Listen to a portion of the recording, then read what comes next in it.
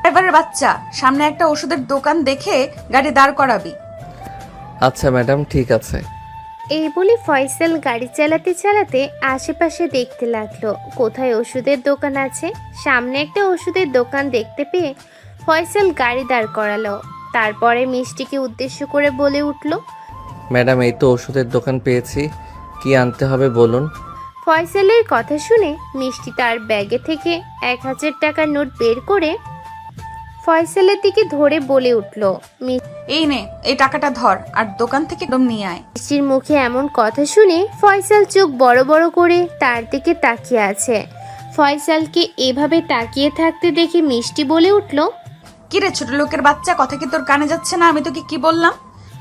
মিষ্টির এমন কথা শুনে ফয়সাল ভয় পেয়ে টাকাটা নিয়ে গাড়ি থেকে নেমে ওষুধের দোকানে গিয়ে প্যাকেট নিয়ে আসলো।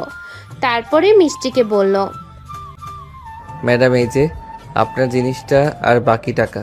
টাকাগুলো আমার লাগবে না, তুই রেখে দে, নাস্তা পানি করে নিস। এখন চল তাড়াতাড়ি। ফয়সাল আর কোনো কথা বলল না, গাড়ি চালাতে লাগলো। কিছু সময় পর চলে আসলো মিষ্টিদের বাসায়। তারপরে মিষ্টি গাড়ি থেকে নেমে গেল। ফয়সাল গাড়ি নিয়ে চলে গেল গ্যারেজে গাড়িটি রাখতে। মিষ্টি তার রুমে এসে ফ্রেশ হয়ে নিল। তারপরে ফয়সালকে কল দিল। ফয়সাল ফোনের দিকে তাকিয়ে দেখে মিষ্টি কল দিয়েছে, তাই তাড়াতাড়ি করে ফোনটা রিসিভ করে বলে উঠল, আসসালামু আলাইকুম ম্যাডাম, কোথাও যাবেন নাকি আবার আপনি? ওয়ালাইকুম আসসালাম। না, আমি কোথাও যাব না। তুই আজকে রাতে আমাদের এখানে থাকবি। শুধু আজকে না, 3 দিন এখানেই থাকবি। আমার আব্বু আম্মু তো বাসায় নেই, আর আমি রাতে একা বসে থাকতে পারি না। আপনি কি বলছেন ম্যাডাম এসব? আপনি আর আমি এক বাসায় থাকলে মানুষ খারাপ বলবে তো। সেটা নিয়ে তোকে চিন্তা করতে বলিনি। তোকে যেটা বলেছি তুই সেটা কর, বাকিটা আমার মাথায় থাকবে। আচ্ছা ঠিক আছে ম্যাডাম। এই বলে ফয়সাল ফোনটা কেটে দিল, দিয়ে সে চলে গেল তার বাসায়। গল্পের তো প্রায় অনেক দূরে চলে এলাম। আপনারা কিছু বুঝতে পারছেন না তো? চলুন আপনাদের বিষয়টা একটু বুঝিয়ে দিচ্ছি। আমাদের গল্পের নায়ক ফয়সাল আহমেদ, আর আমাদের গল্পের নায়িকা মিষ্টি রহমান। মিষ্টি অনেক বড় লোকের দেমাগে একটা মেয়ে, আর আমাদের নায়ক ফয়সাল আহমেদ খুবই নরম সরল একজন ছেলে। ফয়সাল পড়াশোনা করেছে ইন্টার পর্যন্ত, তারপরে সংসারের টানাটানিতে আর পড়াশোনা করা হয়নি, যার কারণে এখন সে মিষ্টিদের বাসার ড্রাইভার। গ্রাম থেকে সপরিবারে এসে ঢাকা শহরে একটা ভাড়া বাসায় থাকে। মিষ্টিদের বাসা থেকে কিছুটা দূরত্বেই ফয়সালদের ভাড়া বাসা। সারাদিন ফয়সাল ডিউটি করার পর বাসায় চলে যায় রাতে। আপাতত এতটুকুই জেনে রাখুন, বাকিটা গল্পের সাথে থাকতে থাকতে জেনে যাবেন। চলুন গল্পে ফেরা যাক।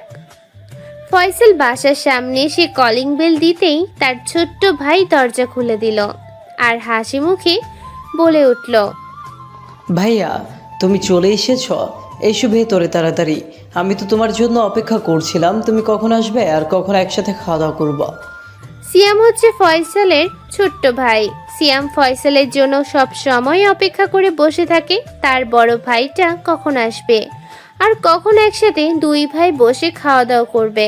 ফয়সাল দরজা দিয়ে ঢুকতে ঢুকতে সিয়ামকে বলে উঠল, এই পিচ্ছি, তোকে বলেছি না তুই আমার জন্য অপেক্ষা করে বসে থাকবি না? তারপরও কেন বসে থাকিস? এইটুকু পুচকে একটা ছেলে, কথা শুনিস না কেন আমার? তোমাকে ছাড়া খাবার খেতে যে আমার ভালো লাগে না। যাও তাড়াতাড়ি হাত মুখ ধুয়ে এসো, আমার খুব ক্ষুধা লেগেছে। সিয়ামের এই কথা শুনে ফয়সাল তার রুমে গিয়ে হাত মুখ ধুয়ে নিচে চলে আসলো। এসে খাওয়া দাওয়া করলো। দুই ভাই মিলে ফয়সাল খাওয়া দাওয়া শেষ করে সিয়ামকে বলে উঠল, সিয়াম, আব্বু আম্মু খেয়েছে তো? হ্যাঁ ভাইয়া, আব্বু আম্মু খেয়েছে। আব্বু ঘুমোতে গেল, তাই আম্মু তার বিছানা ঠিক করে দিতে গেছে, এখনই চলে আসবে। তুমি কি আবার কোথাও যাবে ভাইয়া? হ্যাঁ যেতে হবে, বড় ম্যাডামরা বাসায় নেই তো।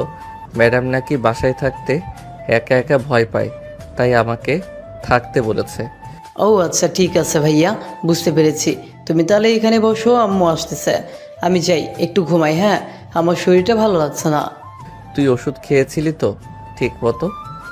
হ্যাঁ ভাইয়া, আমি সব ওষুধ খেয়েছি, কিন্তু ওষুধ তো আমি খেতে চাইনি। আম্মু জোর করে আমাকে খাইয়ে দিয়েছে সকালে। আর এখন তো কোনো ঔষধ নেই, সেই জন্য এখন খাবো না, রাতে আবার খাবো। আর জানো ভাইয়া, তোমাকে তো একটা কথা বলতেই ভুলে গেছি। আজকে সকালে না আম্মু আমাকে ডাক্তারের কাছে নিয়ে গিয়েছিল। আমার অনেক রক্ত নিয়েছে ডাক্তাররা। পচা ডাক্তার, আমার খুব ব্যথা লেগেছে। আম্মুকে কত করে বললাম, আম্মু আমার কোনো কথা শুনলো না। আচ্ছা ঠিক আছে, তুই রুমে গিয়ে রেস্ট নে।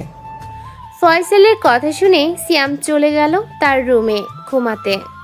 ফয়সাল বসে আছে, এমন সময় তার বন্ধু এসে ফয়সালকে বলে উঠল, ফয়সাল বাবা, তুই কখন এসেছিস? এই তো আম্মু, কিছুক্ষণ আগে এসেছি। খেয়েছিস বাবা তুই? হ্যাঁ আমি খেয়েছি, কিন্তু তুমি পুচকুকে জোর করে খাওয়াতে পারো না।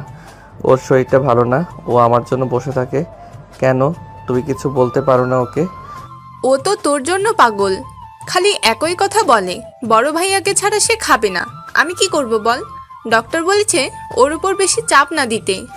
এটা বলতেই ফয়সালের আম্মু মুখটা ছোট হয়ে গেল। ফয়সাল তাকে দেখে ফয়সালের আম্মুকে বলে উঠল, ডাক্তার কি বলেছে আম্মু?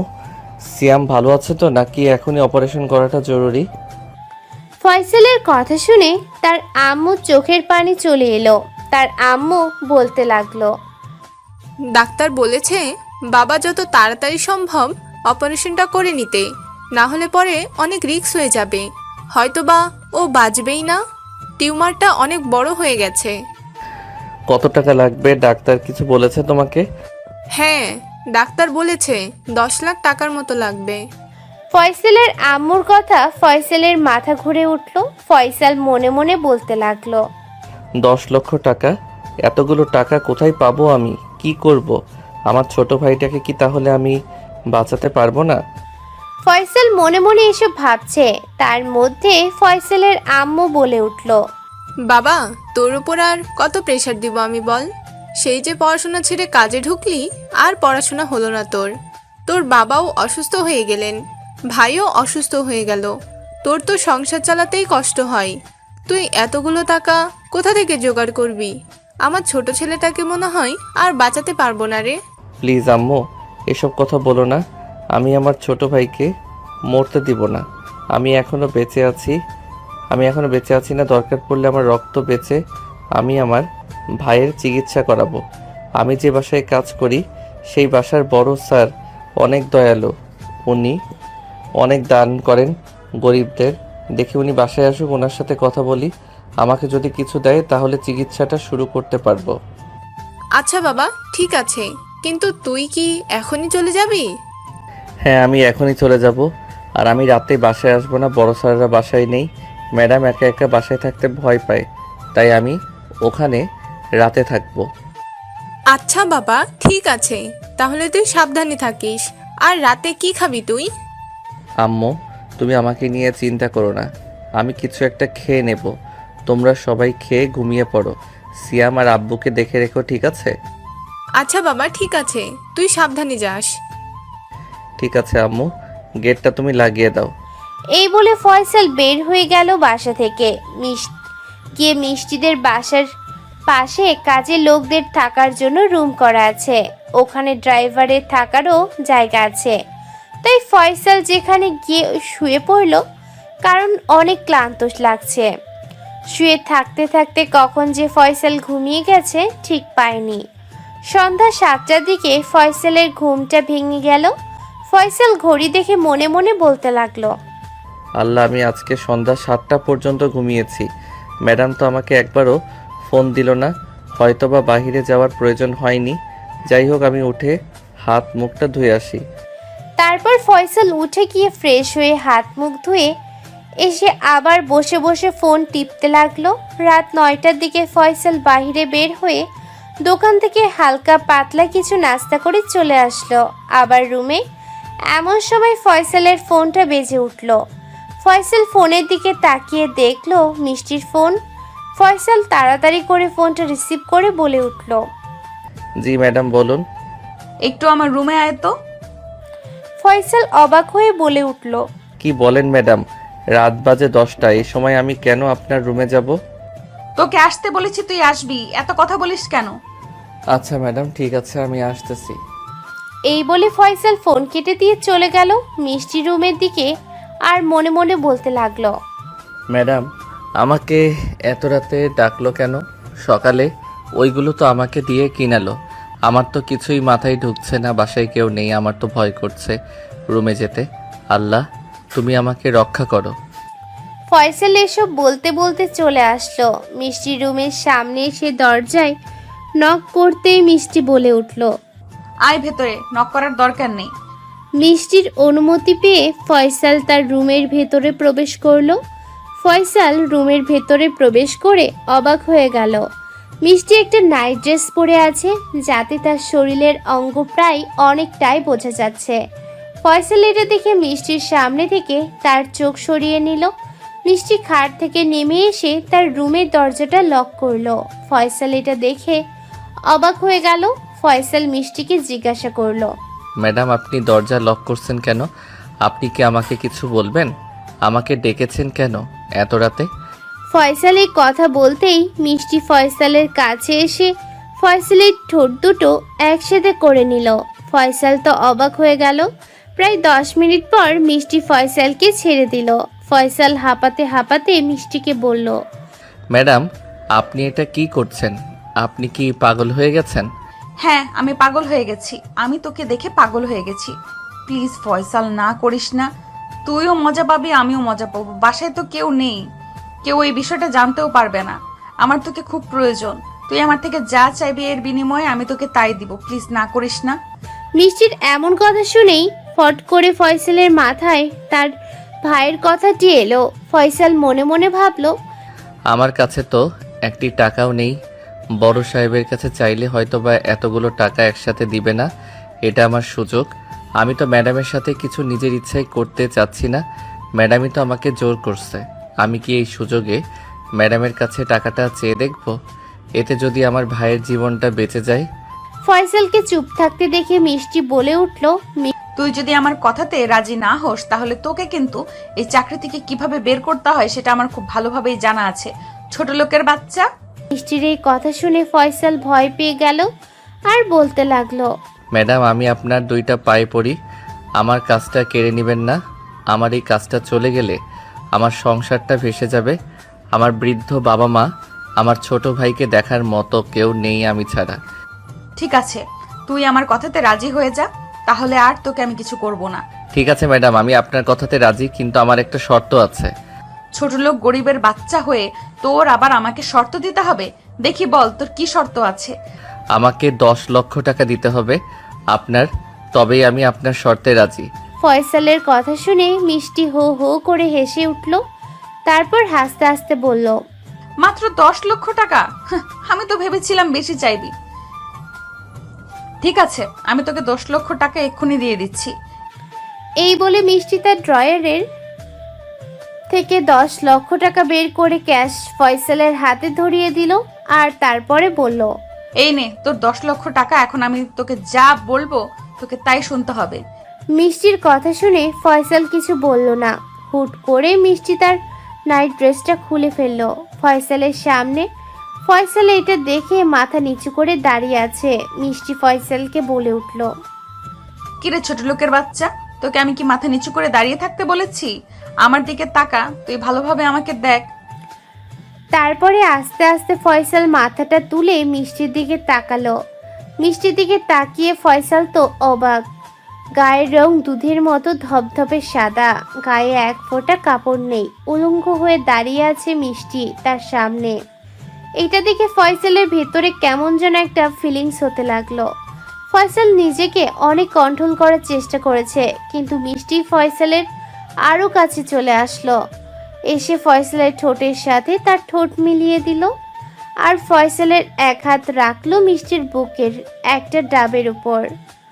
এরপর ফয়সাল আর নিজেকে কন্ট্রোল করতে না পেরে মিষ্টির সাথে তার তাল মিলাতে লাগলো।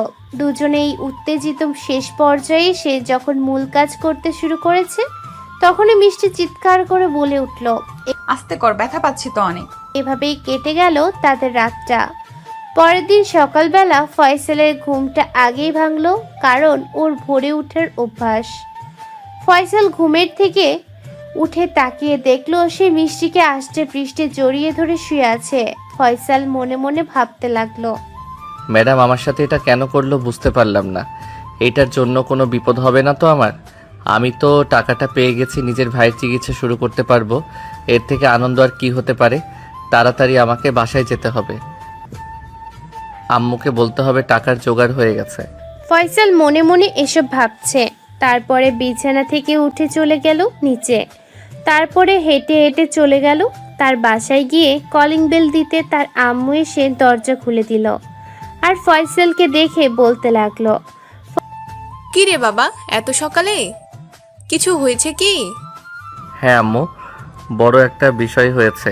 আজ তোমাকে একটা সুখবর দিতে এসেছি। সুখবর? কি রে বাবা, বল তো।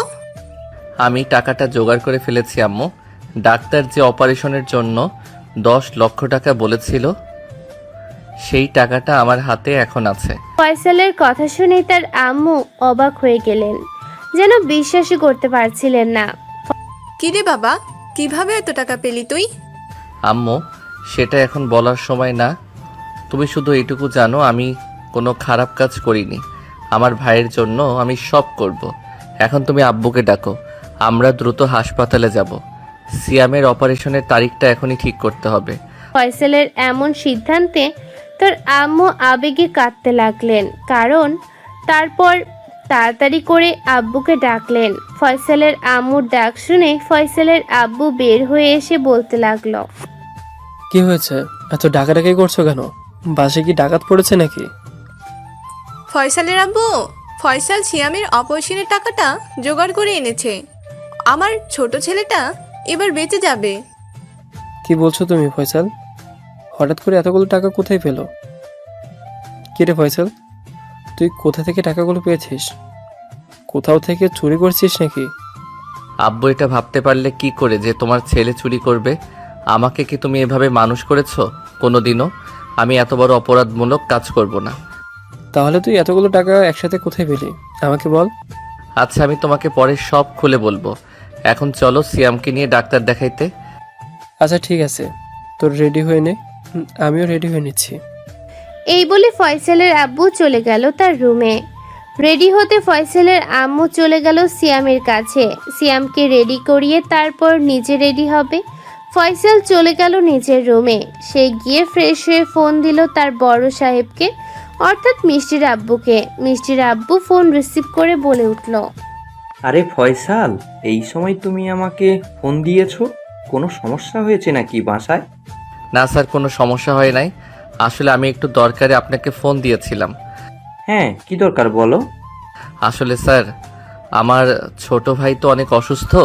ওকে হসপিটালে ভর্তি করতে হবে, অপারেশন করতে হবে। আমাকে যদি 4 দিনের ছুটি দিতেন খুব উপকার হতো। আসলে আমাদের বাসায় আমার বৃদ্ধ বাবা ছাড়া আর কেউ নেই, তো উনি একা একা সব সামলাতে পারবে না, আমাকে থাকতে হবে। সবই তো বুঝতে পারলাম ফয়সাল, কিন্তু আমি আর তোমার আন্টি কেউ তো বাসায় নেই। আমার মেয়েটা একা একাও, ও যদি কোথাও বের হতে চায় তখন ও কিভাবে যাবে বলো? আপনি করিমকে বলুন না 4 দিন আমার হয়ে ডিউটিটা করতে। আমাকে এই 4 দিনের বেতন দিতে হবে না স্যার, আমাকে ছুটিটা দিন। আচ্ছা ঠিক আছে, আমি করিমের সাথে কথা বলে নিচ্ছি। তোমার 4 দিনের ছুটি দিয়ে দিলাম, যাও। আর তোমার ভাইকে দেখে সাবধানে রেখো, ঠিক আছে? কিছু দরকার হলে আমাকে জানিও কিন্তু। আচ্ছা ঠিক আছে স্যার, আপনাকে অনেক ধন্যবাদ। এই বলে ফয়সাল ফোনটা কেটে দিয়ে নিচে চলে গেল। গিয়ে দেখলো সবাই রেডি হয়ে তার জন্য অপেক্ষা করছে। সবাই মিলে চলে গেল হসপিটালে। হসপিটালে গিয়ে সিয়ামের নতুন করে সব টেস্ট হলো। ডাক্তার রিপোর্ট দেখে বললেন, অপারেশন করতে আর দেরি করা যাবে না। সময় ঠিক হলো আগামীকাল সকাল 8টা। সিয়ামকে ভর্তি করে নেওয়া হলো। সিয়ামের পাশে ওর আব্বু আম্মু বড় ভাই সবাই আছে। সবার একটাই চাওয়া সিয়াম যেন পুরোপুরি সুস্থ হয়ে যায়। অন্যদিকে মিষ্টির সকাল 12টা। ঘুম থেকে উঠে দেখে ফয়সাল রুমে নেই।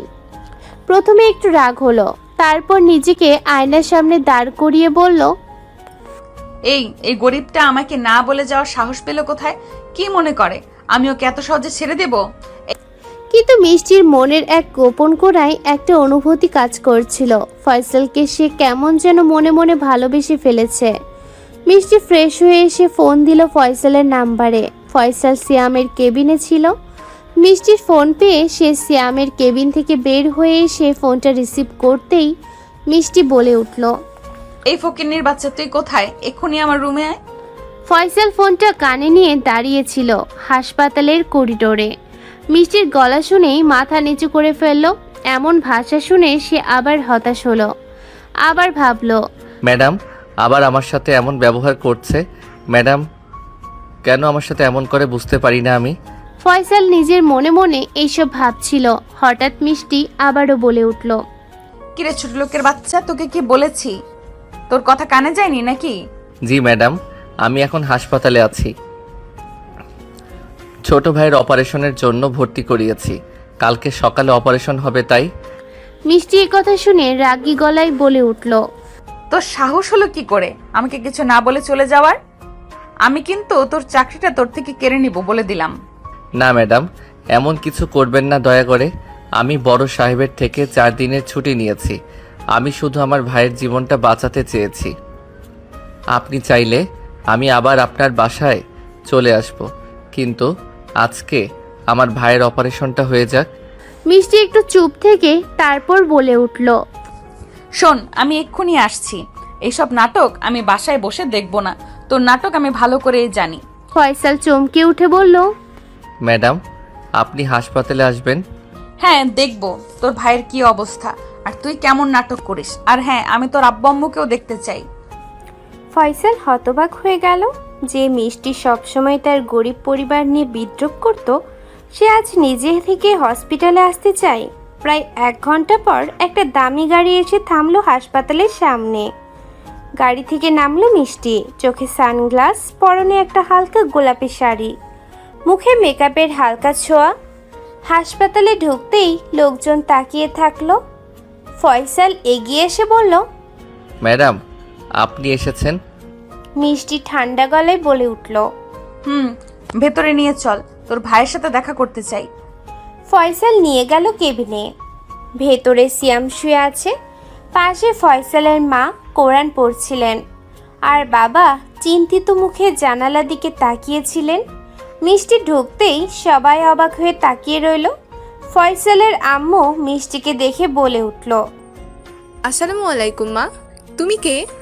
মিষ্টি একটু ইতস্তত করে বলে উঠল, ওয়ালাইকুম সালাম আন্টি। আমি আসলে মিষ্টিকে এভাবে আমতা আমতা করতে দেখে ফয়সাল ওর আম্মুকে বলে উঠল, আম্মু আমি যে বাসায় কাজ করি উনি হচ্ছে ওই বাড়ির মালকিন, মানে হচ্ছে বড় সাহেবের মেয়ে মিষ্টি ম্যাডাম। মিষ্টির মুখে প্রথমবারের মতো সম্মানবোধের ছোঁয়া দেখা গেল। মিষ্টি সিয়ামের পাশে গিয়ে বসলো, সিয়ামের মাথায় হাত রাখলো। তুমি ভয় পেও না পিচ্ছি, তুমি ঠিকই ভালো হয়ে যাবে। তোমার ভাই অনেক বড় মনের মানুষ, সে তোমার জন্য সবকিছু করতে রাজি।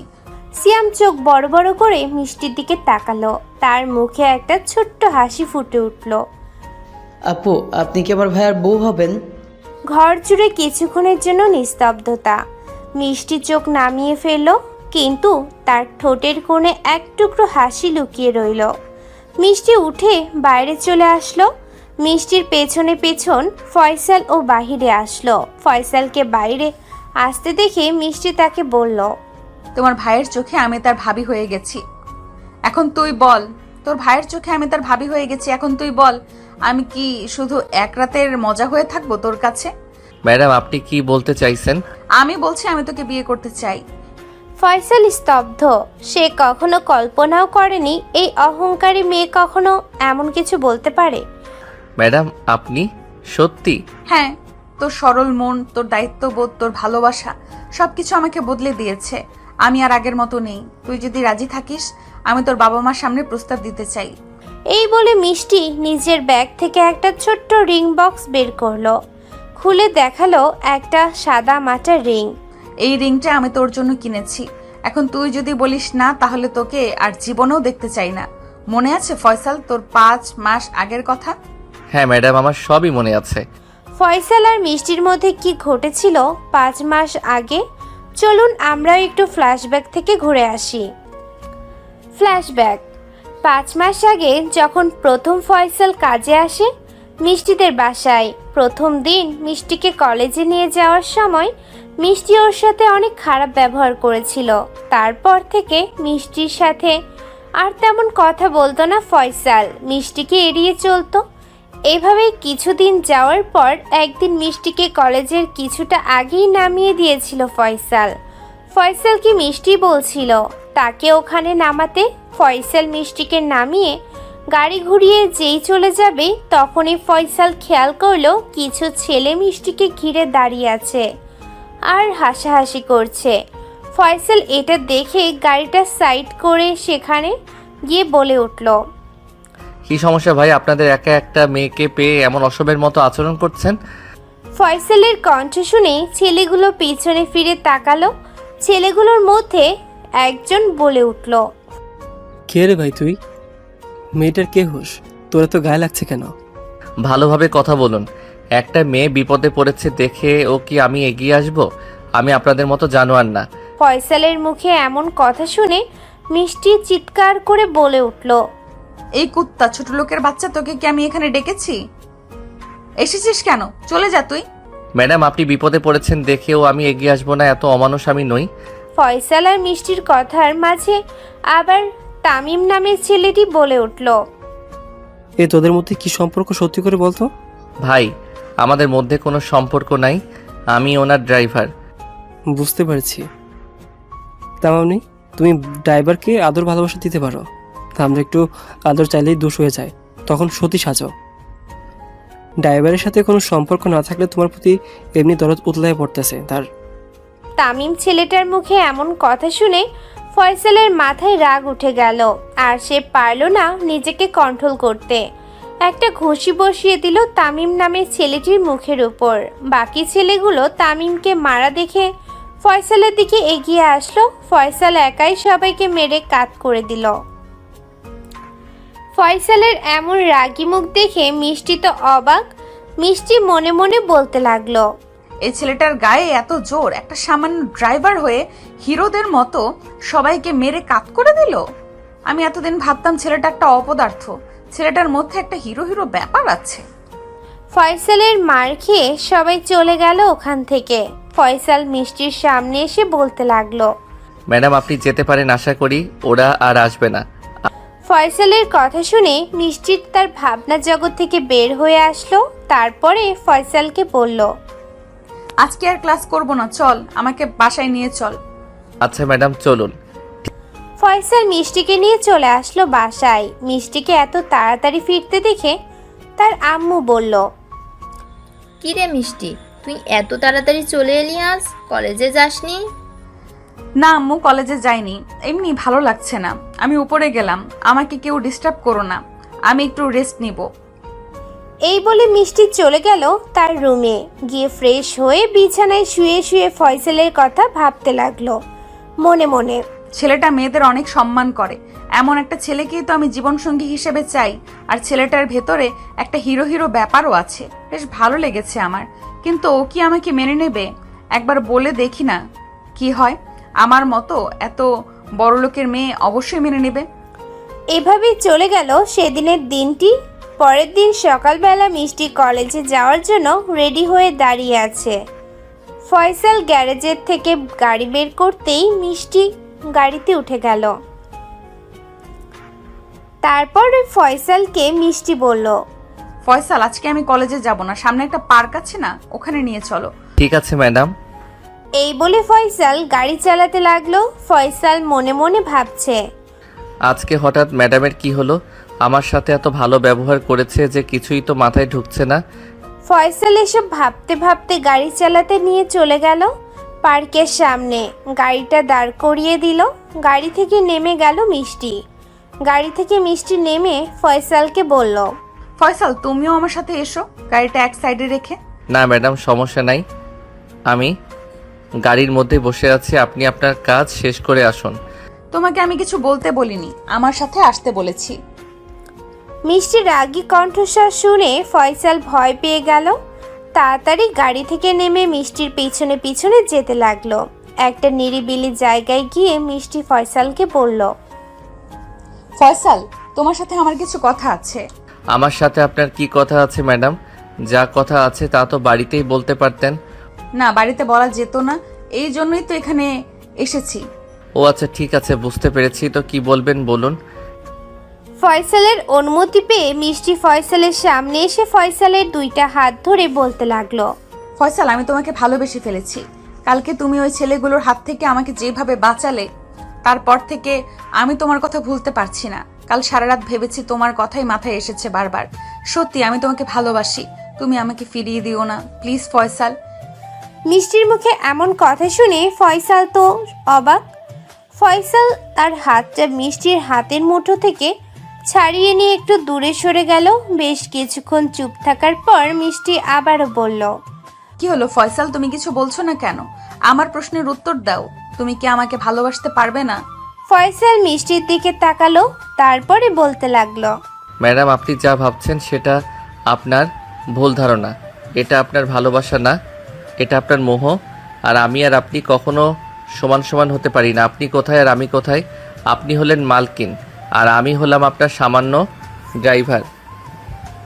আপনি তো আমার সাথে প্রথম দিন থেকে খারাপ ব্যবহার করে আসছেন, তাহলে আজকে আপনাকে কেন মনে হলো যে আপনি আমাকে ভালোবাসেন?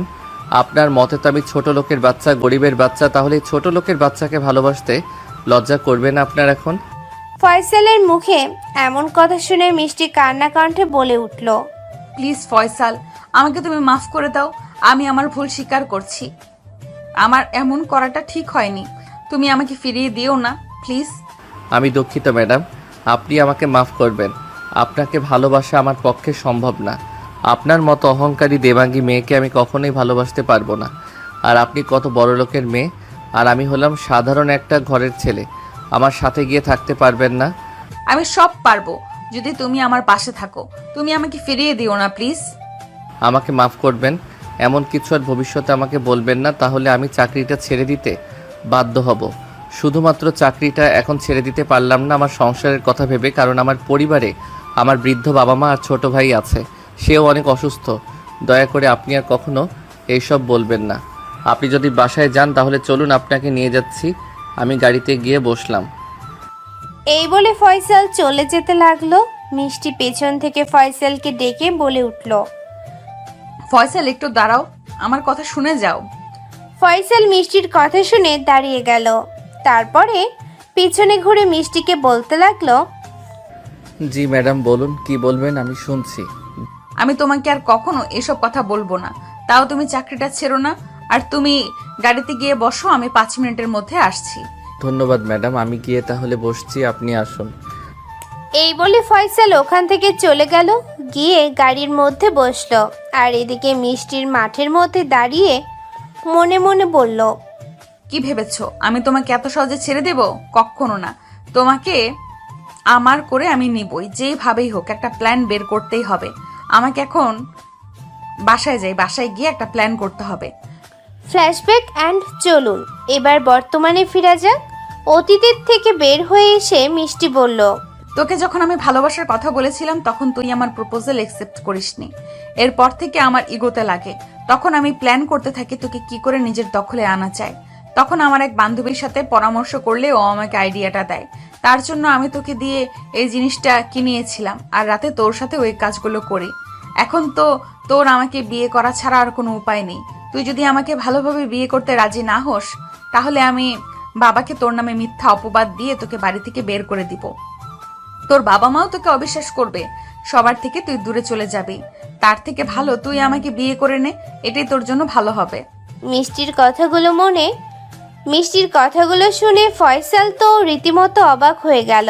সে অবাক চোখে মিষ্টির দিকে তাকিয়ে বলল, আপনারা স্বভাব আসলে কোনোদিনও পাল্টাবে না। আমি ভেবেছিলাম আপনি হয়তো আস্তে আস্তে ভালো হয়ে যাবেন, কিন্তু আপনি সে আগের স্বভাবই ধরে রেখেছেন। আপনাকে কখনো আমি ভালোবাসতে পারবো না, বিয়ে তো দূরে থাক। আপনি আমার চোখের সামনে থেকে চলে যান। আর আপনার থেকে যে 10 লক্ষ টাকা আমি নিয়েছি সেটা আপনাকে আমি খুব শীঘ্রই ফিরিয়ে দেব। দরকার পড়লে নিজের কিডনি বেচেও ফিরিয়ে দিব। আপনার মতো অহংকারী মেয়ে টাকায় আমার ভাই বেঁচে ফিরেছে ভাবতেই আমার লজ্জা করছে। এই ছোট লোকের বাচ্চা, তোর এত বড় সাহস হয় কি করে? তুই এত কথা আমাকে বলিস? আর আমি এটা আগে থেকেই জানতাম, তোর ভাই ভীষণ অসুস্থ। তোর বিষয়ে খোঁজ খবর আমি নিয়েই তোকে ফাঁদে ফেলেছি, বুঝলি? আমি জানতাম তোর টাকার অনেক প্রয়োজন, যার জন্য এই প্ল্যানটা করা। আর তুই আমাকে টাকা ফেরত দিবি তার আগে তুই দেখ আমি তোর সাথে কি করি। রেডি থাক শুধু। এই বলে মিষ্টি চলে গেল সিয়ামের কেবিনের মধ্যে। ফয়সাল শুধু মিষ্টির যাওয়ার দিকে তাকিয়ে আছে আর মনে মনে ভাবতে লাগলো, এরকম বড় লোকের অহংকারী মেয়ে কখনো নিজেকে পরিবর্তন করতে পারে না। ভুল ধারণাটা আমারই। এসব ভাবতে ভাবতে ফয়সালও চলে গেল সিয়ামের কেবিনে। ফয়সাল ঢুকে তো পুরো অবাক হয়ে গেছে। ফয়সালের আম্মুকে জড়িয়ে ধরে মিষ্টি কান্না করছে আর বলছে, আন্টি বিশ্বাস করুন, আমি আপনার ছেলেকে অনেকবার বাধা দেওয়ার চেষ্টা করেছি, কিন্তু আপনার ছেলে আমার কোনো কথাই শোনেনি। ও আমাকে বলেছে ও আমাকে ভালোবাসে, আমাকে বিয়ে করবে। আমার সাথে জোর করে শারীরিক সম্পর্ক করেছে। সেদিন আব্বু আম্মু কেউ বাসায় ছিল না। আমাকে একা পেয়ে আপনার ছেলে আমাকে ভালোবাসার কথা বলে আমার সাথে শারীরিক সম্পর্ক করেছে, কিন্তু এখন আমাকে বিয়ে করতে অস্বীকার করছে। আমাকে অজুহাত দেখাচ্ছে যে সে গরিব, সে যদি এখন আমাকে বিয়ে না করে আমি কোথায় যাব? আপনি আমাকে বলুন, আমার তো আত্মহত্যা করা ছাড়া কোনো উপায় থাকবে না। এই কথাগুলো এক নিঃশ্বাসে বলে মিষ্টি আবারও ফয়সালের আম্মুকে জড়িয়ে ধরে কাঁদতে লাগলো। মিষ্টির এমন কথা শুনে পুরো অবাক হয়ে গেল। ফয়সাল মনে মনে ভাবছে, ম্যাডাম এখন সব দোষ আমাকে দিচ্ছে। এ আবার কি মেয়ে রে বাবা? আমার আব্বু আম্মু আবার ভুল বুঝে আমাকে দূরে সরিয়ে দেবে না তো? না না, আমাকে সত্যিটা বলতেই হবে। এই কথা মনে মনে ভেবে ফয়সাল তার আম্মুর সামনে এগিয়ে যায়। ফয়সালকে এগিয়ে আসতে দেখে মিষ্টি সরে দাঁড়ায়। ফয়সালের আম্মু ফয়সালের হাত ধরে টেনে কেবিনের বাইরে নিয়ে আসে, কারণ সিয়াম অসুস্থ। তার সামনে সিনক্রেট করাটা ঠিক হবে না বলে মনে করে ফয়সালের আম্মু। ফয়সালকে বাহিরে নিয়ে এসে ফয়সালের গালে ঠাস ঠাস করে 2টা থাপ্পড় মারে আর ফয়সালের আম্মু বলতে লাগে, ছি, তোকে আমার নিজের সন্তান ভাবতে লজ্জা করছে। তোর মতো ছেলেকে আমি জন্ম দিয়ে পাপ করেছি। তুই কেন জন্মের সময় মরে গেলি না? তোকে কি আমি এভাবে মানুষ করেছি? একটা মেয়ে সুযোগ নিয়ে তুই তার এত বড় ক্ষতি করলি? তুই আমার চোখের সামনে থেকে এখনই বের হয়ে যা, তোকে আমি দেখতে চাই না। ফয়সাল গালে হাত দিয়ে তার আম্মুর দিকে ছলছল চোখে তাকিয়ে আছে। বেশ কিছুক্ষণ চুপ থাকার পর ফয়সাল বলে উঠল, আম্মু প্লিজ, তুমি আমার কথাটা একবার শোনো। আমি তোমাকে সত্যিটা বলছি। ম্যাডাম তোমাকে যা বলেছে সব মিথ্যা কথা বলেছে, বিশ্বাস করো আমাকে। ফয়সালের এই কথা শুনে ফয়সালের আম্মু আবারও তাকে ঠাস ঠাস করে চড় মারল আর বলল, তোর লজ্জা করে না? এখনো মিথ্যা কথা বলছিস? একটা মেয়ে তার সম্বন্ধে এত বড় মিথ্যা কথা কেন বলবে? তুই আমাকে বল। আর তোর বিষয়ে মিথ্যা কথা বলে তার লাভ কি? তুই তো সামান্য একটা ড্রাইভার, তাদের বাড়িতে কাজ করিস। এখনো সময় আছে, নিজের ভুলটা স্বীকার কর। আম্মু আমি সত্যি কথা বলছি, আমি কোনো অন্যায় করিনি। ফয়সাল আর তার আম্মুর কথা হচ্ছে। পাশে মিষ্টি আর ফয়সালের আব্বু দাঁড়িয়ে আছে। মিষ্টি ফয়সালের কথা শুনে মনে বলে উঠল, আন্টি আমার কাছে সব প্রমাণ আছে, ফয়সাল মিথ্যা কথা বলছে। আপনি চাইলে আমি আপনাকে সব প্রমাণ দেখাতে পারি, কিন্তু আপনি তো ফয়সালের আম্মু হন, তাহলে আমারও আম্মু হন। আপনাকে বিষয়টা দেখাতে আমার লজ্জা করবে। মিষ্টির কথা শুনে তো ফয়সাল অবাক হয়ে যাচ্ছে, খালি চুপচাপ ওর কথা শুনছে ফয়সালের আম্মু। একবার বলে উঠল, থাক, তোমাকে কোনো প্রমাণ দেখাতে হবে না, আমি বুঝতে পেরেছি। কিন্তু একটা কথা কি মা, আমরা তো মধ্যবিত্ত পরিবারের লোক। তোমার বাবা মা কি আমাদের মতো মধ্যবিত্ত পরিবারে তোমাকে বিয়ে দেবে? আমার ছেলে যেহেতু অন্যায় করেছে, আমার ছেলেই তোমাকে বিয়ে করবে। তুমি চিন্তা করো না। আন্টি আপনি চিন্তা করবেন না, আব্বু আম্মুকে আমি রাজি করাবো। ফয়সাল যেহেতু আমার সাথে এত দূর সম্পর্কটা এগিয়েছে, নিশ্চয়ই আব্বু আম্মু আমাদের মেনে নেবে, আর আমি আপনাদের ওখানে মানিয়ে নিতে পারবো। আর আমার বাবার তো সম্পত্তি কম নেই, আমি তো আমার বাবা মার একমাত্র মেয়ে, আমারই তো সবকিছু। চিন্তা করবেন না আপনি আন্টি। তাহলে আমি এখন বাসায় যাই। আচ্ছা মা, ঠিক আছে, তুমি তাহলে সাবধানে বাড়িতে যাও। আর কালকে সকালে সিয়ামের অপারেশন হয়ে গেলে ওকে 3-4 দিনের মধ্যে হসপিটাল থেকে যখন ছেড়ে দিবে, বাসায় গিয়ে আমি তোমার আব্বু আম্মুর সাথে কথা বলবো, কেমন? তুমি চিন্তা করো না। আর আমার ছেলেটার জন্য তুমি দোয়া করো যেন আমার ছেলেটা সুস্থভাবে ফিরে আসে। অবশ্যই আন্টি, আমি কালকে সকালে আবার আসবো। দেখেন, আমি আমার আব্বু আম্মু আসবে আমার সাথে, আপনি সাবধানে থাকবেন। আঙ্কেল, আপনিও দেখে শুনে থাকবেন। আসি, আসসালামু আলাইকুম। এই বলে মিষ্টি সেখান থেকে চলে গেল। ফয়সাল অনেকবার চেষ্টা করলো তার আব্বু আম্মুর সাথে কথা বলার, কিন্তু তার আব্বু আম্মু কোনো কথা না, তার সাথে বলল না। তার কোনো কথা শুনতে তারা রাজি না। ফয়সালের আম্মু শুধু একটা কথাই ফয়সালকে বলল, যা ভুল করেছিস সব ঠিক করে নে। তুই মেয়েটাকে বিয়ে করবি, এটা আমার শেষ কথা। আর যদি মেয়েটাকে বিয়ে না করিস তাহলে তুই আমার মরা মুখ দেখবি। আর এখন তো আমার মনে হচ্ছে তুই অসৎ উপায়ে এই টাকাটা জোগাড় করেছিস। তুই কি করে জোগাড় করেছিস টাকাটা আমাকে বল তো সত্যি করে। আমার তোর ওপর থেকে বিশ্বাস উঠে গেল রে। তোকে আমি কত ভালোভাবে মানুষ করেছিলাম, তুই আমার সম্মানটা রাখলি কোথায় বল? তুই আমার সম্মান একদম শেষ করে দিলি। আমি কারো কাছে মুখ দেখাতে পারবো না, আমার তো মরে যেতে ইচ্ছা করছে। আম্মু প্লিজ, তুমি এভাবে কথা বলো না। তোমাদের কাউকে মরতে হবে না। তুমি যা বলবে আমি তাই করব। আর টাকাটা আমাকে ম্যাডামই দিয়েছিল। ফয়সাল তার আম্মুর মুখে এমন কথা শুনে তার খুব কষ্ট হলো। কান্নাগুলো গলার কাছে দলা পাকিয়ে গেল। সে কান্না কণ্ঠে বলতে লাগলো, আম্মু, সত্যি কথা, আমি এমন কিছু করিনি। তোমরা যা ভাবছো তা নয়, একদমই। একদিন না একদিন এটা সত্যিটা প্রমাণ হবে। সেই দিন আমাকে আর তোমরা খুঁজে পাবে না। যাই হোক, এসব বাদ দাও। তোমাদের সব কথা আমি মেনে নেব, বললাম তো। তোমরা আমার সম্পর্কে যা খুশি তাই ভাবতে পারো। এখন এসব বাদ দাও আর সিয়ামের জন্য দোয়া করো, কালকে যেন ওর অপারেশনটা ভালোভাবে হয়ে যায়। ফয়সালের আম্মু আর কোনো কথাই বলল না। এইভাবেই চলে গেল সেদিনের দিনটা। পরের দিন সকালবেলা 8টার দিকে মিষ্টিরা সবাই চলে এলো। মিষ্টির আব্বু আম্মু ও এসেছে হসপিটালে। মিষ্টির রাতে বাসায় গিয়ে ওর আব্বু আম্মুকে সব বুঝিয়ে বলেছে। ওর আব্বু আম্মু সব শুনে ফয়সালের সাথে বিয়ে দিতে রাজি হয়েছে, কিন্তু মন থেকে ফয়সালকে মেনে নিতে পারেননি। কারণ মিষ্টির আব্বু ফয়সালকে অনেক বিশ্বাস করত। সেই বিশ্বাসটা ফয়সাল রাখতে পারেনি। তাও মানবতার খাতিরে তারা এসে দেখে হসপিটালের করিডোরে সবাই দাঁড়িয়ে আছে। মিষ্টির আব্বু ফয়সালের আব্বুকে বলে উঠল, ভাইজান, আপনারা কেউ চিন্তা করবেন না, আল্লাহর উপর ভরসা রাখুন, সব ঠিক হয়ে যাবে। ওকে অপারেশন থিয়েটারে ঢোকাবে কখন?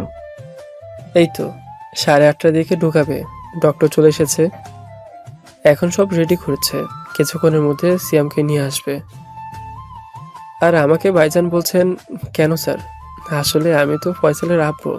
আপনার বাড়িতে তো ফয়সাল সামান্য একটা কর্মী, আমাকে এত সম্মান দেওয়ার প্রয়োজন নেই। ভাইজান, আমি হতে পারি বড় লোক, কিন্তু আমিও এক সময় আপনাদের মতো মধ্যবিত্ত পরিবারের ছেলে ছিলাম। দুবেলা ঠিক করে খেতে পারতাম না। আমার অক্লান্ত পরিশ্রমে আমি আজ এখানে এসে দাঁড়িয়েছি। তাই আমি বুঝি মধ্যবিত্ত পরিবারের কষ্টটা। আর 2 দিন পর তো আমরা একটা আত্মীয় হতে যাচ্ছি, তাই এসব ভাববেন না। আমার কাছে সবাই সমান। আমি বড়লোক বলে কি গরিবদের মানুষ মনে করি না? মিষ্টির আব্বুর কথা শুনে ফয়সালের আব্বু আর কিছু বলল না। তারপরে দুজনেই কিছুক্ষণ নীরবতা পালন করলো। নীরবতা ভেঙে ফয়সালের আব্বু আমতা আমতা করে বলে উঠল, আসলে আপনাকে যে কিভাবে বলি স্যার, মানে এত আমতা করার প্রয়োজন নেই, আর আমাকে স্যার বলার প্রয়োজন নেই। আমাকে আপনি ভাইজান বলে সম্বোধন করতে পারেন। আপনি আমাকে নির্দ্বিধায় বলতে পারেন। আসলে ভাইজান, আমার ছেলে যা করেছে তার পক্ষ থেকে আমি আপনার কাছে জোর হাত করে মাফ চাচ্ছি। আমার ছেলে এরকম না, কেন যে এরকম কাজটা করলো ও বুঝতে পারছি না। দয়া করে আমাদের ছেলেটাকে মাফ করে দিন। আপনি এভাবে বলবেন না দয়া করে। আমার খারাপ লেগেছে। একটা জায়গায় আমি ফয়সালকে অনেক বিশ্বাস করতাম, কিন্তু আমার বিশ্বাসের মর্যাদা রাখলো না। ও যাই হোক, যা হওয়ার হয়ে গেছে। সিয়াম সুস্থ হয়ে বাড়ি ফিরলেই আমরা ঘরোয়াভাবে ফয়সাল আর মিষ্টির বিয়েটা দিয়ে দিব, যাতে লোক জানাজানি না হয়। হ্যাঁ, ঠিকই বলছেন। তাছাড়া ফয়সাল তো আর কোনো উপায় রাখেনি। তাদের দুজনের কথার মাঝে সিয়ামকে নিয়ে আসলো অপারেশন থিয়েটারে। ঢোকাবে ফয়সালের আম্মু সিয়ামকে জড়িয়ে ধরে বলতে লাগলো, বাবা, একদম ভয় পাবি না, আমরা বাহিরে আছি, ঠিক আছে? তোর কিচ্ছু হবে না, তুই একদম সুস্থ হয়ে বাড়ি ফিরবি। আম্মু আমার খুব ভয় করছে, তুমি আমার সাথে ভেতরে চলো না, ওরা আমাকে কোথায় নিয়ে যাচ্ছে? ভয় পাস না বাবা, তুই তো আমার সাহসী ছেলে, আর ওরা তোকে ভালো করার জন্য নিয়ে যাচ্ছে। তুই একদম ভালো হয়ে ফিরবি। আমার দেওয়া সবসময় তোর কাছে আছে, তোর সাথে আছে। এই কথা বলে ফয়সালের আম্মু সিয়ামের কপালে একটা চুমু দিল। তারপরে নার্সরা সিয়ামকে নিয়ে চলে গেল ওটির ভিতরে, আর সবাই বাইরে অপেক্ষা করতে লাগলো। দীর্ঘ 2 ঘন্টা অপারেশন করার পর ডাক্তার অপারেশন থিয়েটার থেকে বের হয়ে এসে হাসি মুখে বলতে লাগলো, আলহামদুলিল্লাহ, অপারেশন সাকসেসফুল হয়েছে। সিয়ামকে কিছুক্ষণের মধ্যে বেডে শিফট করা হবে। আশা করি 1-2 ঘন্টার মধ্যে সিয়ামের জ্ঞান ফিরে আসবে। ও এখন সম্পূর্ণ সুস্থ আছে, কিন্তু ওকে ফুল 2 মাস বেড রেস্টে রাখতে হবে। খুব যত্ন নিতে হবে, ছোট মানুষ তো। ডাক্তার সাহেব, আপনি চিন্তা করবেন না, আমি ওর সবসময় খেয়াল রাখবো। আপনাকে অনেক ধন্যবাদ আমার ছেলের জীবনটা বাঁচিয়ে দেওয়ার জন্য। এভাবে বলবেন না, এটা আমাদের কর্তব্য, আর সেটাই আমরা পালন করছি। এই বলে ডাক্তার ওখান থেকে চলে গেল। আর কিছুক্ষণ পর সিয়ামকে বেডে শিফট করা হলো। সবার মুখে হাসি, সিয়াম ভালো হয়ে গেছে। প্রায় 2 ঘন্টা পর সে আবার জ্ঞান ফিরে এলো। সিয়াম হালকা হালকা করে তাকিয়ে পাশে দেখে তার আম্মুর বসে তার মাথায় হাত বুলিয়ে দিয়েছে। সিয়াম চোখ খুলে হালকা স্বরে বলে উঠল, আমার ভাইয়া কোথায় আম্মু? দাঁড়া বাবা, আমি ফয়সালকে এখনই ডেকে দিচ্ছি, তুই চুপচাপ শুয়ে থাক, নড়াচড়া করবি না কিন্তু। এই বলে ফয়সালের আম্মু বাইরে এসে ফয়সালকে বলল, সিয়াম তোকে খুঁজছে, ভেতরে যা, ওর সাথে গিয়ে দেখা করে আয়, আমরা বাহিরে অপেক্ষা করছি। ফয়সালের আম্মুর কথা শুনে ফয়সাল চলে গেল ভেতরে। গিয়ে সিয়ামের সাথে 2-1টা কথা বলে চলে আসলো বাইরে। এভাবে দেখতে দেখতে কেটে গেল 3টি দিন। 4 দিনের মাথায় সিয়ামকে ছেড়ে দিল। সে এখন অনেকটা সুস্থ। বাসায় গিয়ে মাসখানেক রেস্ট নিলেই সে পুরোপুরি সুস্থ হয়ে যাবে। আজকে সিয়াম বাড়ি ফিরল, তাই ফয়সালের আম্মু সিয়ামের সব পছন্দের রান্না করলো, কিন্তু সবাই পাতলা করে ঝোল করেছে। সিয়ামের এখন পাতলা ঝোলই খেতে হবে বেশি বেশি করে, যাতে সিয়াম খুব তাড়াতাড়ি সুস্থ হয়। সিয়ামকে বাড়িতে নিয়ে আসা প্রায় 2 দিন হয়ে গেল। ফয়সাল কাজে যাওয়া বন্ধ করে দিয়েছে সেই ঘটনার পর থেকে। মিষ্টির সাথেও তার আর কোনো কথা হয় না আজ কয়েকদিন। হঠাৎ করে ফয়সালের বাসার কলিং বেল বেজে উঠল। ফয়সাল সোফা থেকে উঠে গিয়ে দরজা খুলে দেখলো মিষ্টির আব্বু আর মিষ্টির আম্মু দাঁড়িয়ে আছে। ফয়সালের আম্মু বাইরে এসে দেখে মিষ্টির আব্বু আম্মু এসেছে। ফয়সালের আম্মু তাড়াতাড়ি করে ফয়সালের আব্বুকে ডাক দিল। ফয়সালের আব্বু এসে ওদের দেখে সালাম দিল। তারপরে সবাই মিলে বসে গল্প করতে লাগলো। ফয়সাল চলে গেল। ফয়সালের আম্মু গেছে রান্নাঘরে হালকা কিছু নাস্তা তৈরি করতে। মিষ্টির আব্বু ফয়সালের আব্বুকে বলে উঠল, ভাইজান, আমরা এসেছিলাম ফয়সাল আর মিষ্টির বিয়ের ব্যাপারে কথা বলতে। সিয়ামকে নিয়ে আসা তো প্রায় 3 দিন হয়ে গেল। আমি চাচ্ছিলাম কি ফয়সাল আর মিষ্টির বিয়েটা ঘরোয়াভাবে দিয়ে দিতে। ভাইজান, আপনি যেটা ঠিক মনে করবেন সেটাই করবেন। আমি আপনার উপর কোনো কথা বলবো না।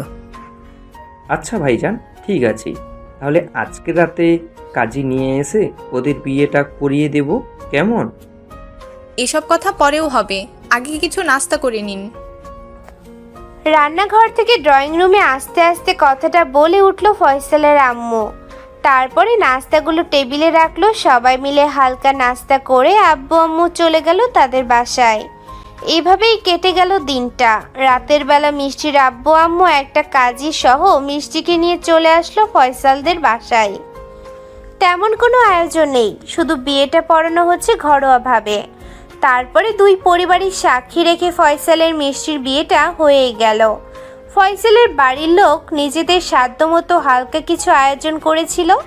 সবাই একসাথে খাওয়া দাওয়া করে মিষ্টির আম্মুরা চলে গেল তাদের বাসায়। ফয়সালের আম্মু তারপরে মিষ্টিকে বলে উঠল, মিষ্টিমা, ঘরে যাও, অনেক রাত হয়েছে। ফয়সাল, ওকে নিয়ে যা ঘরে, অনেক রাত হয়েছে। ফয়সাল তার আম্মুর কথা শুনে মিষ্টিকে নিয়ে চলে গেল ফয়সালের রুমে। ফয়সালের আম্মু সব গোছগাছ করে চলে গেল সিয়ামের রুমে ঘুমাতে, কারণ সিয়ামের অপারেশন হওয়ার পর থেকে ফয়সালের আম্মু সিয়ামের সাথেই থাকে। অপরদিকে ফয়সাল রুমে এসে রুমটা লাগিয়ে নিজের মতো ফ্রেশ হয়ে নিল। মিষ্টির সাথে একটা কথাও বলল না ফয়সাল। ফ্রেশ হয়ে বের হতেই মিষ্টি ফ্রেশ হয়ে আসলো, এসে দেখলো ফয়সাল বসে বসে ফোন টিপতেছে। মিষ্টি ফয়সালকে উদ্দেশ্য করে বলে উঠল, এই তুমি ফোন দিতেছো কেন? আজকে আমাদের বাসর রাত, তুমি কি ভুলে গেছো? বাসর রাতে কি কেউ ফোন টিপে? আমি আপনাকে বউ হিসেবে মানি না, আর কিসের বাসরাত? হ্যাঁ, আপনার মতো মিথ্যাবাদী মেয়েকে আমি আমার বউ হিসেবে কখনোই মানব না। প্লিজ ফয়সাল, সব ভুলে যাও না। আমি তো এখন তোমার বউ, তুমি তো আমাকে বিয়ে করেছো। এখনো কেন তুমি আমার সাথে এমন করছো? আপনি আমাকে মিথ্যা বলে ফাঁসিয়ে বিয়ে করেছেন, এটাকে বিয়ে বলে না। এটাকে বিয়ে বলে না মানে? তুমি আমাকে সবার সামনে সাক্ষী রেখে ইসলামিক দৃষ্টিতে বিয়ে করেছো, আবার তুমি অস্বীকার করছো আমি তোমার স্ত্রী। আমি তোমার স্ত্রীর অধিকার পাবো তোমার থেকে? মিষ্টির মুখে এই কথা শুনে ফয়সালের রাগ উঠে গেল। ফয়সাল নিজের রাগ কন্ট্রোল করতে না পেরে মিষ্টির দুহাত চেপে ধরে বলে উঠল, আমার থেকে বউয়ের অধিকার পাওয়ার খুব শখ তোর, তাই না? দাঁড়া, তোকে বউয়ের অধিকার পাওয়াচ্ছি আমি। এই বলে ফয়সাল মিষ্টিকে ধাক্কা দিয়ে বিছানায় ফেলে তার গালে, ঠোঁটে, কপালে অজস্র জায়গায় পাগলের মতো কিস করতে লাগলো। ঠিক এমনভাবে কামড় ধরেছে যে তার ঠোঁট থেকে রক্ত বের হচ্ছে।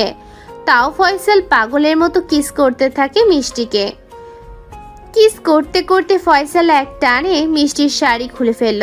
মিষ্টি এখন উলঙ্গ হয়ে শুয়ে আছে, মিষ্টির শরীরে কিচ্ছু নেই। ফয়সাল তার আসল কাজ শুরু করতেই মিষ্টি চিৎকার করে বলে উঠল, ফয়সাল প্লিজ আস্তে করো, আমি ব্যথা পাচ্ছি তো। এইভাবে করলে তো আমি মরে যাব। কেন আমার বউয়ের অধিকার পাওয়া না তোর খুব শখ? এখন কষ্ট হচ্ছে কেন? কেবল তো শুরু করলাম, দেখ আরো কি করি।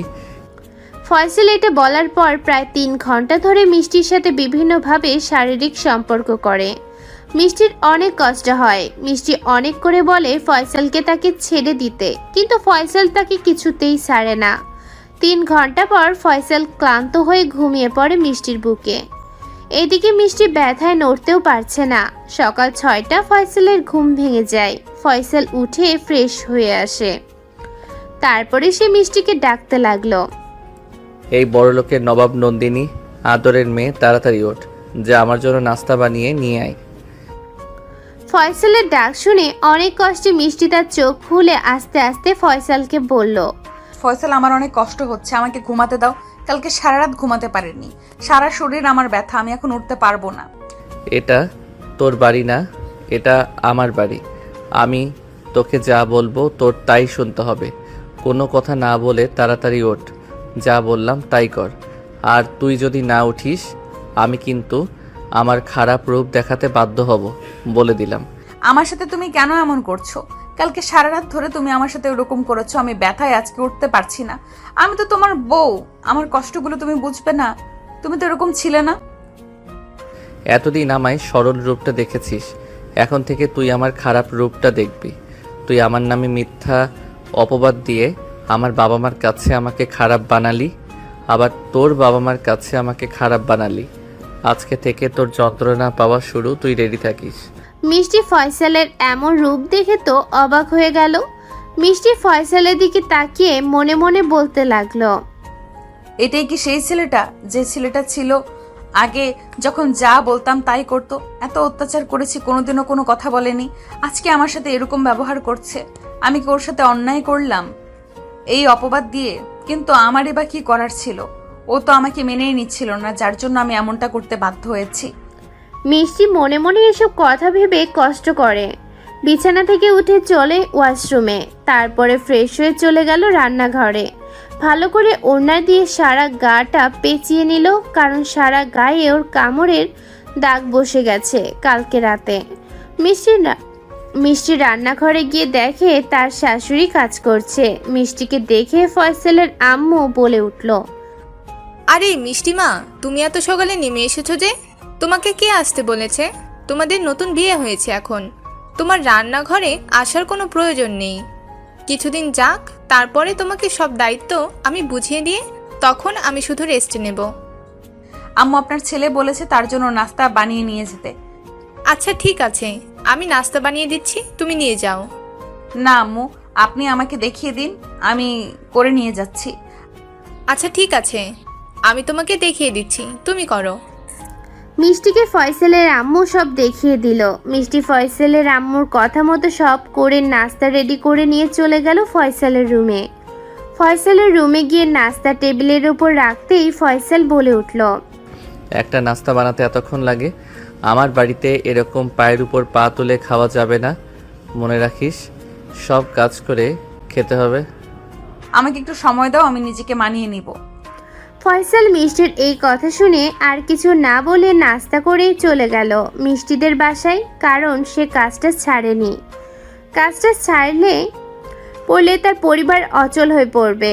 ফয়সাল মিষ্টিদের বাসায় আসতেই মিষ্টির আব্বু ফয়সালকে ডাক দিল। মিষ্টির আব্বুর ডাক শুনে ফয়সাল চলে গেল বাড়ির ভেতরে। মিষ্টির আব্বু ফয়সালকে বলল, ফয়সাল, তুমি বসো, তোমার সাথে আমার কিছু কথা আছে। জি স্যার, বলেন, কি বলবেন? আমাকে স্যার বলার দরকার নেই, আমি এখন তোমার শ্বশুর হই, আমাকে আব্বু বলে তুমি ডাকতে পারো। শোনো, তোমাকে যা বলতে চেয়েছিলাম, তুমি এখন আমার জামাই, আর তুমি আমার বাড়িতে ড্রাইভারের কাজ করবে, এটা খারাপ দেখা যায়। আমার অফিস, আমি তোমাকে একটা পোস্টে চাকরি দিয়ে দিব, তুমি সেই চাকরিটাই করবে, কেমন? তোমার ইন্টার পাসের সার্টিফিকেট আমি দেখেছি, তুমি তো খুব ভালো একজন স্টুডেন্ট ছিলে, আর এটার পাশাপাশি তুমি পড়াশোনাটা কন্টিনিউ করবে। আচ্ছা স্যার, ঠিক আছে, কিন্তু একটা কথা বলবো স্যার, বিশ্বাস করবেন কি? হ্যাঁ, কি কথা বল। স্যার, আমি না ম্যাডামের সাথে ওরকম কিছু করি নাই। ম্যাডাম যা বলেছে সব মিথ্যা কথা বলেছে। আপনি আমাকে একটু বিশ্বাস করুন। ফয়সাল, যা হওয়ার হয়ে গেছে, এইসব নিয়ে কথা বলে কি লাভ বলো? তোমাকে যা বললাম তুমি সেটা করো, এখন বাসায় চলে যাও, আমি তোমাকে বিকেলে অফিসে নিয়ে যাব, তারপরে কালকের থেকে তুমি জয়েন করবে। আমাকে আর একবারও স্যার বলে ডেকো না, বাবা বলে ডাকবে। আচ্ছা ঠিক আছে আব্বু, তাহলে আমি আসছি। এই বলে ফয়সাল চলে গেল তার নিজের বাড়িতে। গিয়ে দেখে তার আম্মু তার মিষ্টি বসে বসে গল্প করছে। ফয়সাল সেদিকে না তাকিয়ে চলে গেল নিজের রুমে। ফয়সাল বিকেলবেলা মিষ্টির আব্বুর সাথে চলে গেল মিষ্টিদের অফিসে। ওখানে গিয়ে সব বুঝে নিল। কালকে থেকে তার জয়েনিং এভাবেই চলতে লাগলো। দিন এভাবেই কেটে গেল। প্রায় 2টা মাস সিয়াম এখন পুরোপুরি সুস্থ। এই 2 মাসে মিষ্টির সাথে ফয়সাল অনেক বাজে ব্যবহার করেছে, যা বলার মতো না। শারীরিকভাবে তো সব সময় অত্যাচার করেছে এবং কথা দিয়েও তার সাথে মানসিকভাবে অত্যাচার করেছে। মিষ্টি আর সহ্য করতে না পেরে একদিন সিদ্ধান্ত নিল যে সে সবাইকে সব কিছু বলে দিবে।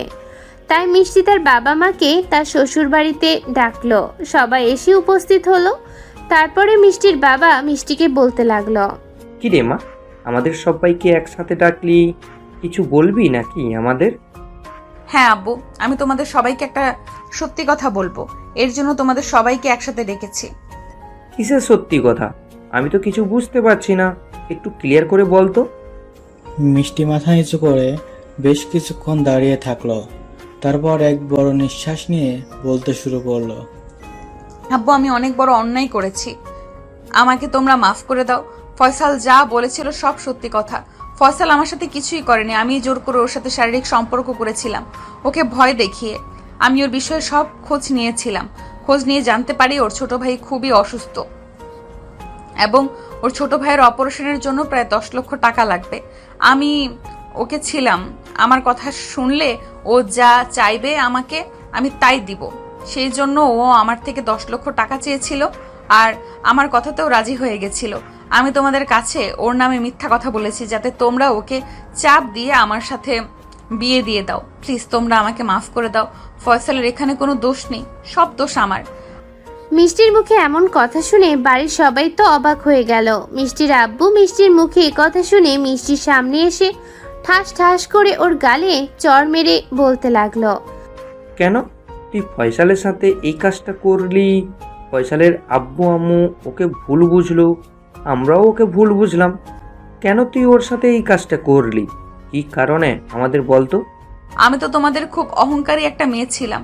আমি বড়লোকের মেয়ের জন্য আমার খুব অহংকার ছিল। প্রথম আমি ফয়সালকে পছন্দ করতাম না।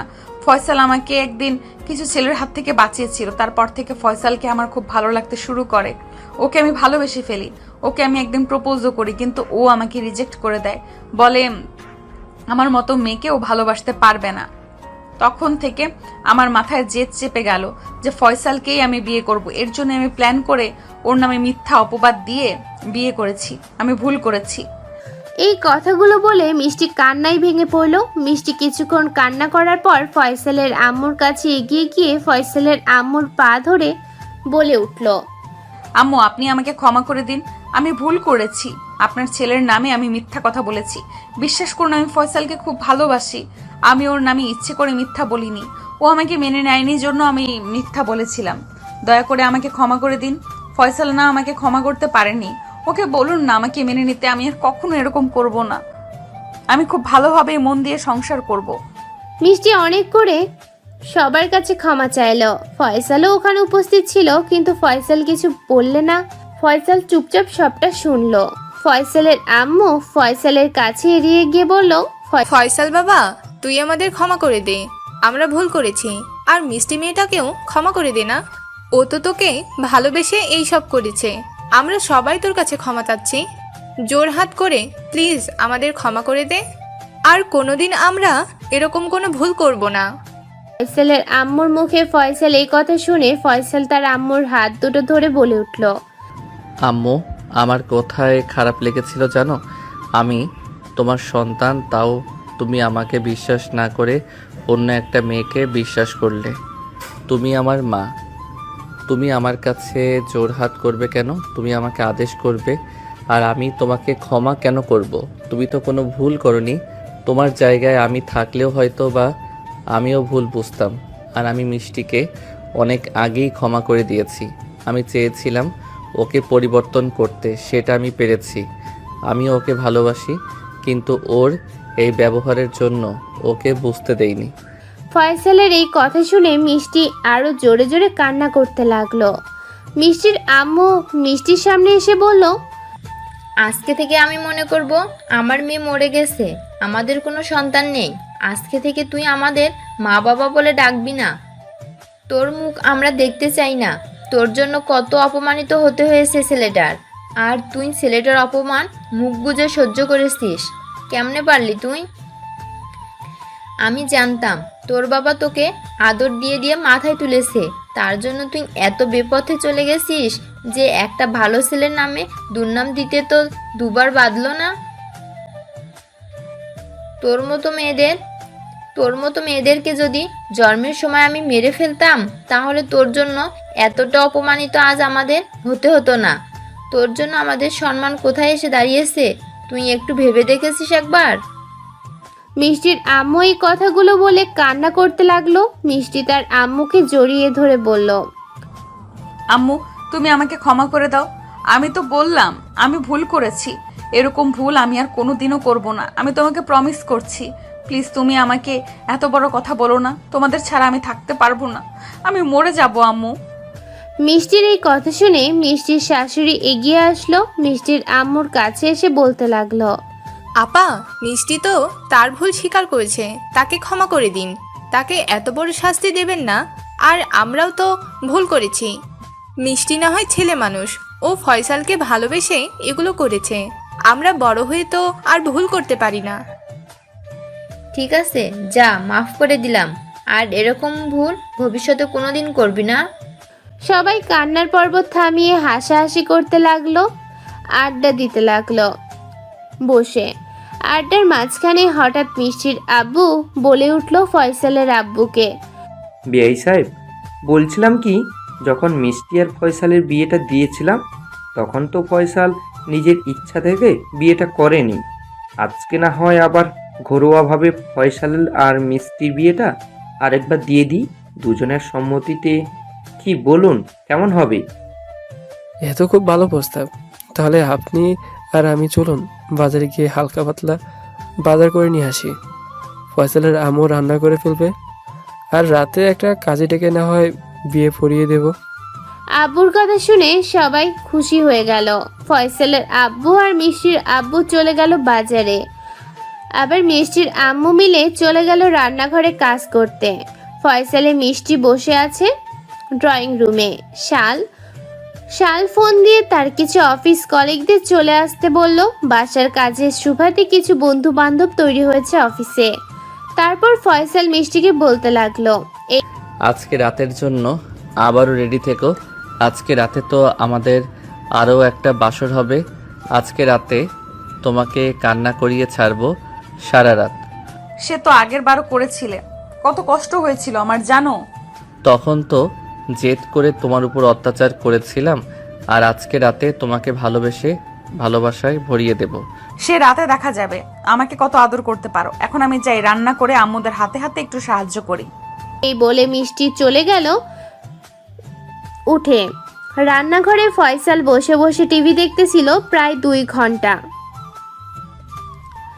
2 ঘন্টা পরে ফয়সালের অফিস থেকে কয়েকজন চলে আসলো।